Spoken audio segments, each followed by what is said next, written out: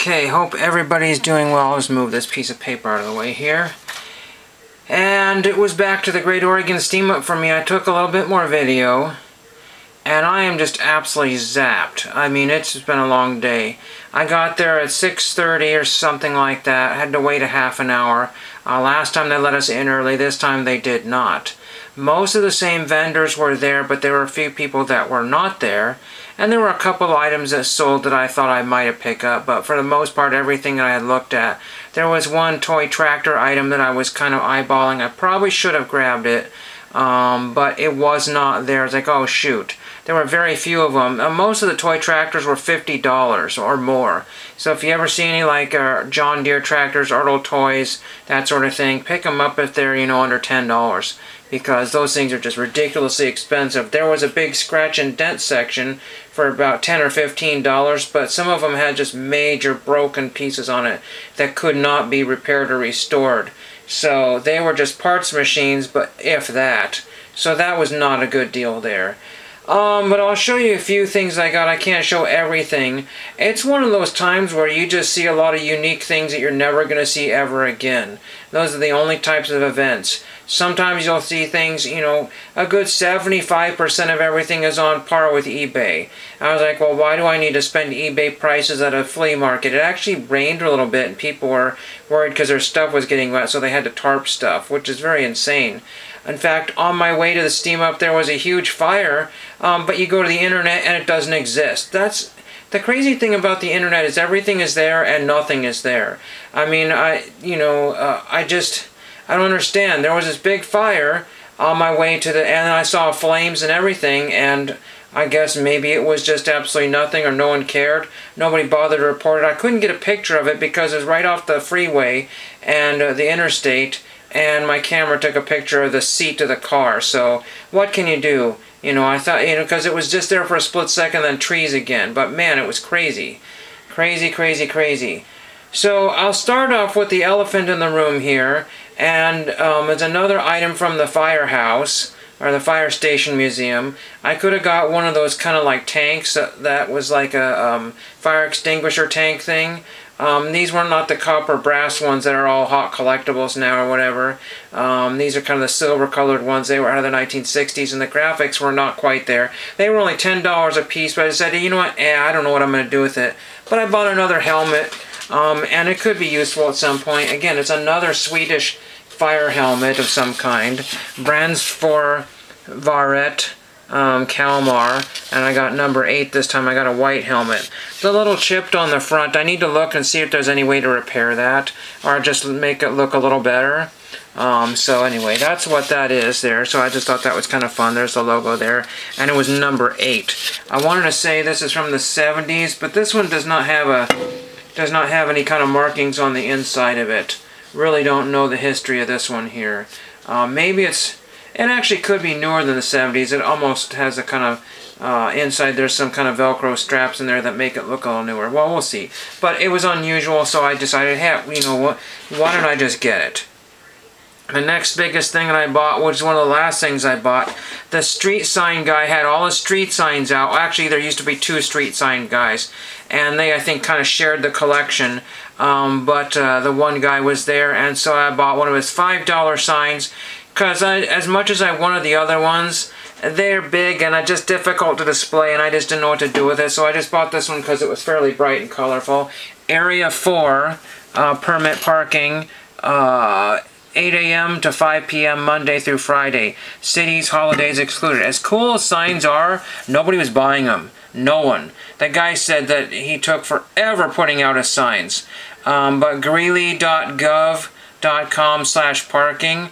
So I think it's out of Greeley, Colorado. Don't quote me on that one. I think there was a bunch of Colorado signs. How they got here is way, way, way beyond me. I have absolutely no earthly clue. I went back to the political button section. I just don't have the heart to buy, $30 or $40 worth of political pins, because that could have been something easily I could have done. So I bought 3 here. I got re-elect Mildred Schwab for whatever reason. I have no earthly idea why I grabbed that one. This is Carrie and Edwards taking America forward. That didn't happen. So there's that one. There was a bunch of Carrie Edwards pins. And this is Asbestos Workers for Carrie, so that's just kind of weird. Support Carrie, that's strange. A lot of these had rust stains on it, so they were stored somewhere poorly. You know, just people just don't have, take good care of things. I got a whole stack of stickers for $1. The guy said, oh, that one's going to be practically free. And I said, what's practically free? He said, just take all the stickers for $1. I said, okay, that's fine. So these are just like helmet decals, Logger and Proud of It. AOL Basic Fire. We thought that was pretty funny. Think Work, Act Safely. Logger and Proud, I guess. It's just, again, loggers for a sustainable foresty. So that's kind of cool. I might put these on something. I'm not sure what I'm going to do with these. So a lot of these are just duplicates here, but somehow this got mixed in there. Again, a lot of people have stuff, and if you don't ask, you don't get. Here's some mobile kind of decals or tattoos. I'm not sure. I didn't mean to grab those. Those were just in there. There's the rest of the stickers there. There's another one over here. And then, let's see. There was a CD I listened to on the way back to the car. So that was $1, and I gave her another $1 for this. Gary Paulson, Dunk's Dump. And Culpeper Adventures. I have no idea what this is, what Dunk's Dump is. It says, camouflage his pile of rotting trash. Dunk Culpeper and his best friend Amos Binder are sneaking around the town dump. Dunk wants to find out who is polluting the garbage at the dump with hazardous and toxic waste, and Amos wants to impress Melissa. Melissa, can either of them succeed?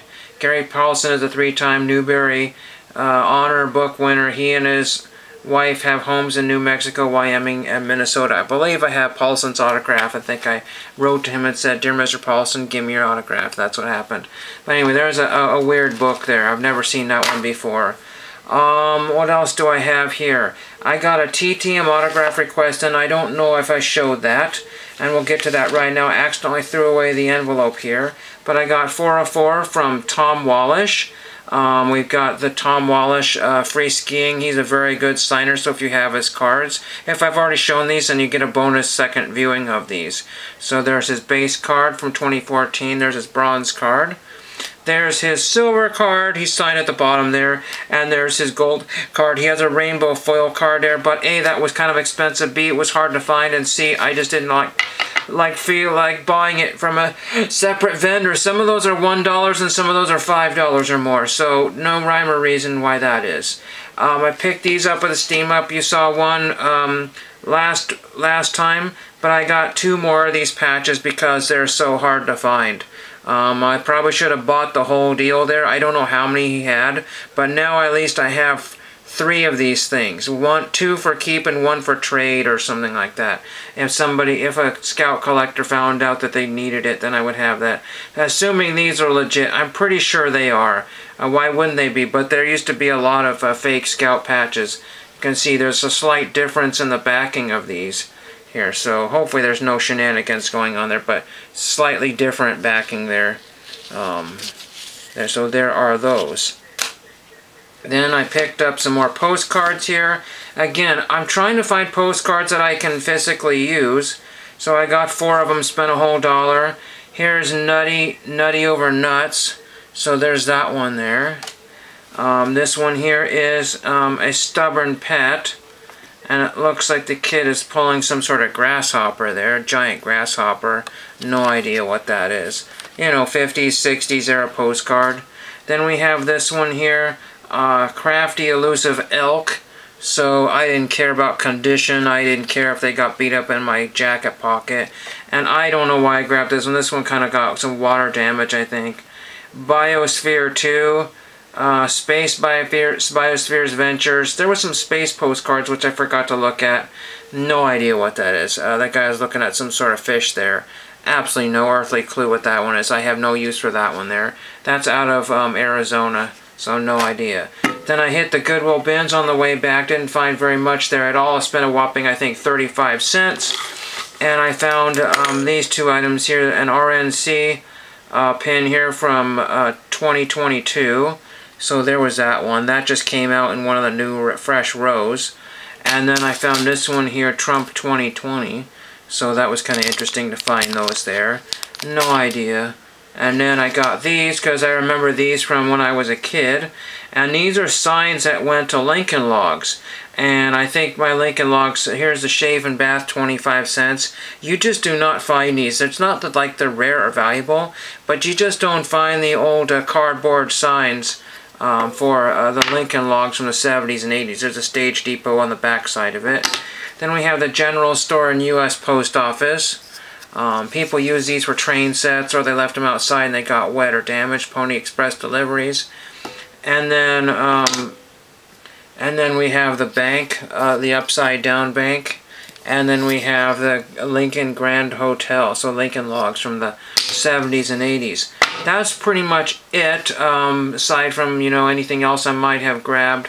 Oh, no, there is one more item here. This was kind of cool, and the guy just threw it on his $2 pile. It's not particularly mint. It may or may not be useful. We shall see what I want to do with it. It's caught in the bag here. Kind of heavy.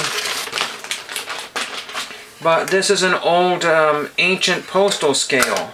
It looks like a Hanson, USA, antique postal scale of some kind here. You know, push down on this and there we go. Pretty accurate here, but it's just kind of interesting what it says on the side here. There's a bunch of markings. It's really hard to read this. You know, some of that is damaged based on being outside, and that's, I don't know if that's plastic, some sort of plastic. I think that is a beat up plastic. But on the side here, it mentions, again, it's really hard to read here because it's so dirty here. Mentioned all the different places, going to Cuba, Costa Rica, Dominican Republic, Brazil, Bolivia, Argentina. It says Canary Islands, Uruguay, Panama, Paraguay, Peru, Salvador, Mexico, Newfoundland. But then it says use second column for letters, let's see, first class mail to foreign countries. So it's kind of interesting there. Again, this was marked down to $2. There were people that were just taking stuff and just putting deals. This is a little wiggly and a little crooked there, but I think it should be okay. Again, it's mostly for display use. I don't know how old that is. That could be from the 1940s, 1930s, 1920s. I'm pretty sure it predates the 1950s. That's very, very old. So that's pretty much what I grabbed. I have maybe a chance in the next few months to set up at a flea market with one of my friends, so hopefully I can get some of this stuff parceled out here and clear some room here. You know how those things go. You have high expectations and you sell very little and end up with more stuff than you started off with. That's just how these things go. But you never know. A lot of times people see new vendors at the swap meet and they said, oh my gosh, I gotta buy from these guys, and so your stuff disappears pretty quickly. You know, if you have new merchandise I've never seen before, because, you know, that sign that I bought for $5, I could throw 15 on it and somebody might throw me an offer. You know, say, would you take 10? And I said, no, I gotta get 15 because it's the first time I showed it. I'm not selling that sign, but that just, you know, I'm not gonna sell baseball cards. There's certain things you just don't take to, you know, general swap meets here. I have no idea. I have to get that worked out. You know, if it does happen, then I will be able to, I will just basically just load up my car with whatever I can get my hands on and just deal with it. I haven't done swap meets in a long time. It's kind of a chore, but it's not a huge chore. Let's see. Oh yeah, there was absolutely zero mail today as far as, and I opened the box, I got to the box around 4 o'clock and saw nothing in the box. So that was pretty crazy. And then I checked around the doors and saw nothing there. I'm still waiting on some postcards, and there's some ancient card. There's a 1950s baseball card that's taking its time to get here, and there was some other cards, and I got some political cards or something on the way as well too. So look for that stuff one of these days if they ever arrive. It's really warm here right now. I'm just really tired. I just need to take a very, very early nap. I'll watch some of the women's soccer and fall asleep, and thank you for watching.